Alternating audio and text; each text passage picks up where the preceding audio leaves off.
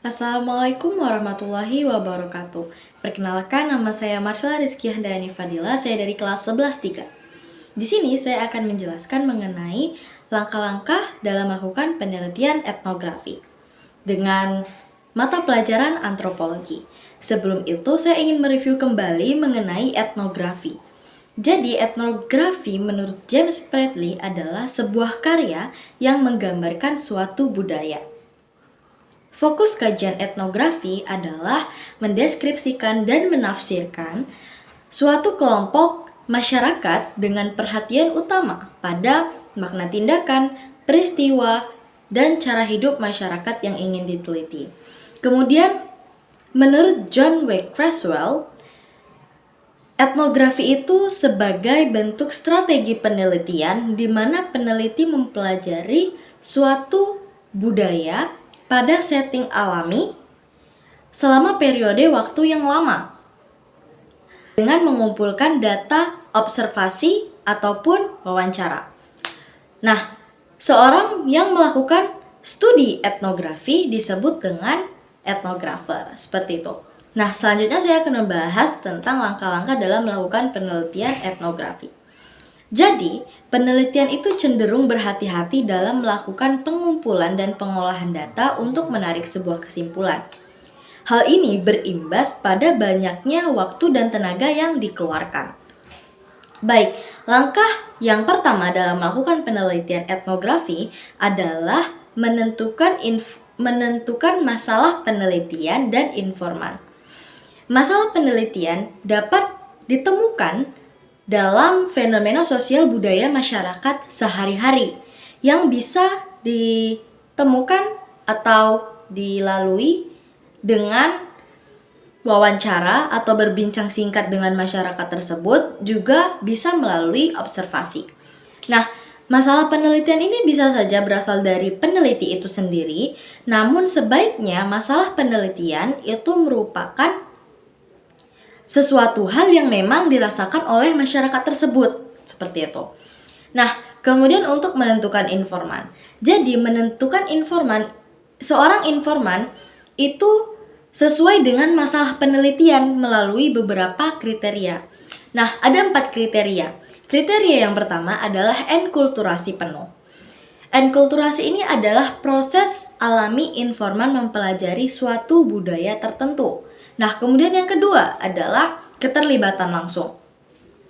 Etnografer harus memilih informan yang dimana dia masih berada dalam suasana kebudayaan yang tengah diteliti oleh etnografer, sehingga data yang akan dihasilkan lebih berkualitas. Kemudian yang ketiga adalah cukup waktu. Nah, etnografer harus memilih informan berdasarkan waktu yang akan digunakan. Dalam hal ini, manajemen waktu bukan hanya dari sang etnografer, tetapi juga calon informan. Kemudian yang keempat adalah non-analitik. Etnografer harus memilih informan yang tidak menggunakan analisisnya berdasarkan ilmu-ilmu yang dikuasainya. Kemudian, langkah yang kedua adalah tentukan desain dan lokasi penelitian. Jadi, desain penelitian atau elemen yang paling khas dari etnografi itu adalah kerja lapangan. Jadi, kerja lapangan itu bersifat eksplorasi. Ahli etnografi itu memulai dari periode survei dengan mempelajari hal-hal dasar seperti bahasa asli, ikatan kekerabatan, data historis, fungsi data, dan fungsi budaya untuk diteliti selama beberapa bulan mendatang.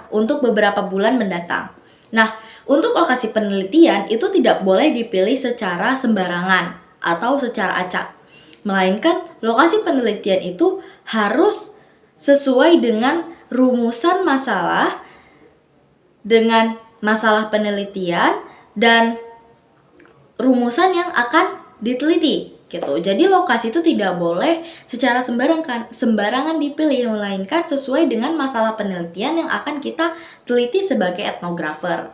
Kemudian langkah yang ketiga adalah meminta izin koordinasi, dan akses penelitian. Seorang etnografer membutuhkan izin penelitian atau persetujuan dari pihak-pihak tertentu untuk memperoleh akses penelitian masyarakat yang ingin diteliti.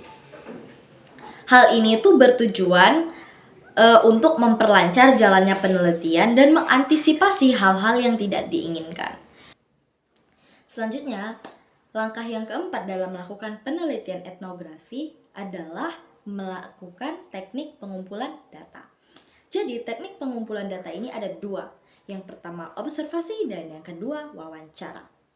Yang pertama observasi atau observasi partisipan itu di mana peneliti ikut terlibat secara langsung dalam kegiatan penelitian sebagai cara untuk pengumpulan data hingga menemukan pola yang berulang terjadi. Kemudian yang kedua adalah wawancara. Wawancara etnografis berkaitan dengan penguasaan bahasa setempat yang menjadi faktor penting dalam keberhasilan pengumpulan data. Ini sama seperti mengenal bahasa mereka sama dengan mengerti sudut pandang mereka. Begitu. Kemudian wawancara ini itu digunakan atau dilakukan untuk menggali data penelitian. Kemudian wawancara ini bukan seperti interogasi, melainkan lebih pada konteks mendengarkan dan memahami informan dan belajar bersama mereka tentang suatu hal yang akan dijadikan rumusan masalah penelitian. Itu dia tadi langkah yang keempat. Selanjutnya, langkah yang kelima adalah penyusunan catatan etnografis. Ya, jadi yang kelima itu adalah penyusunan catatan etnografis.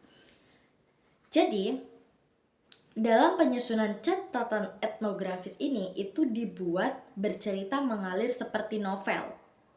Nah, di mana penyusunan catatan ini itu memiliki elemen yang harus ada dalam penyusunan catatan ini. Itu adalah perekaman harus baik secara visual, penyusunan transkrip wawancara, pencatatan lapangan, kemudian yang keempat itu adalah pengumpulan dokumen informal seperti buku harian, seperti itu. Kemudian setelah melakukan penyusunan data penelitian, langkah yang kelima, langkah yang keenam itu adalah melakukan analisis data. Jadi setelah etnografer memperoleh data, etnografer juga harus menganalisis data yang diperoleh. Nah, analisis mendasar dalam etnografi itu disebut dengan analisis deskriptif. Analisis data ini menggunakan metode 5W1H, yaitu when, kapan, who, siapa, what, apa, why, kenapa, where, di mana, dan how, bagaimana. Seperti itu. Nah, kemudian langkah yang terakhir ialah menulis laporan etnografi. Menulis laporan etnografi ini bukan berarti semua catatan lapangan langsung dituangkan ke dalam kertas kosong, melainkan menggunakan keciri khasan penulisan etnografi, yaitu deskriptif analisis dan penafsiran yang berbentuk cerita ataupun narasi, seperti itu.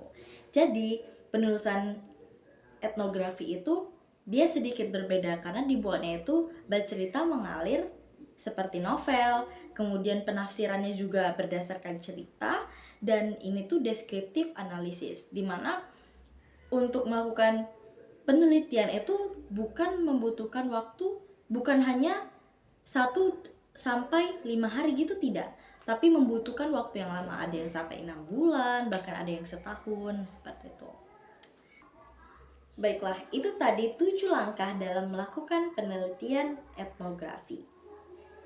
Selanjutnya, ada satu hal yang perlu di-note atau digarisbawahi, ialah prinsip etika yang harus diperhatikan dalam melakukan penelitian etnografi. Dalam penelitian etnografi juga ada etika yang harus diperhatikan. Ada 6 etika. Yang pertama, mempertimbangkan informan terlebih dahulu, Kemudian yang kedua, mengamankan hak-hak, kepentingan, dan sensitivitas informan. Yang ketiga, menyampaikan tujuan penelitian. Yang keempat, melindungi privasi informan. Yang kelima, dilarang untuk mengeksploitasi informan.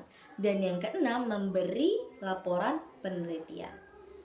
Oke, saya akan jelaskan dari yang nomor 1 terlebih dahulu, yaitu mempertimbangkan informan terlebih dahulu. Etnografer tidak boleh mengasumsikan kepentingan informan sama dengan kepentingan peneliti atau orang lain.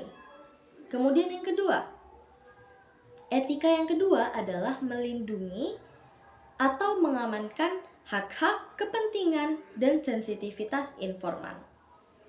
Jadi, etnografer bertanggung jawab untuk melindungi informan dari konsekuensi yang akan didapatkan informan di masa mendatang. Ketika informan memiliki kepentingan tertentu, etnografer harus menghormati kepentingan tersebut dengan cara melakukan penundaan pelaksanaan penelitian. Kemudian yang ketiga adalah menyampaikan tujuan penelitian. Etnografer harus terbuka dan transparan kepada informan agar informan bisa menjawab sesuai dengan misi kajian etnografi. Kemudian yang keempat adalah melindungi privasi informan. Ya, melindungi privasi informan. Etnografer harus melindungi privasi informan agar tidak bocor ke ranah publik. Ini sebagai bentuk pertanggungjawaban akhir yang akan dimuat dalam laporan. Kemudian yang kelima adalah dilarang untuk mengeksploitasi informan. Jadi, etnografer itu tidak boleh seenaknya saja untuk mengambil data dari informan. Etnografer harus menghormati posisi informan, sekalipun sang etnografer sudah membayar atau membantu informan sebagai bentuk kontrak penelitian. Nah, jadi sekalipun etnografer itu sudah memberikan bantuan ataupun sudah membayar kepada informan tersebut sebagai kontrak penelitian, etnografer tidak boleh seenaknya saja kepada sang informan untuk mengambil data tersebut. Dan yang terakhir adalah memberikan laporan penelitian. Ini itu sebagai pertanggungjawaban penulisan mereka kepada informan. Seperti itu. Terima kasih kepada teman-teman yang setia mendengarkan penjelasan saya. Sekian dari saya mohon maaf apabila ada kesalahan kata dan perbuatan. Saya pamit undur diri. Wabillahi taufiq wal hidayah. Wassalamualaikum warahmatullahi wabarakatuh. Sekali lagi terima kasih. Assalamualaikum.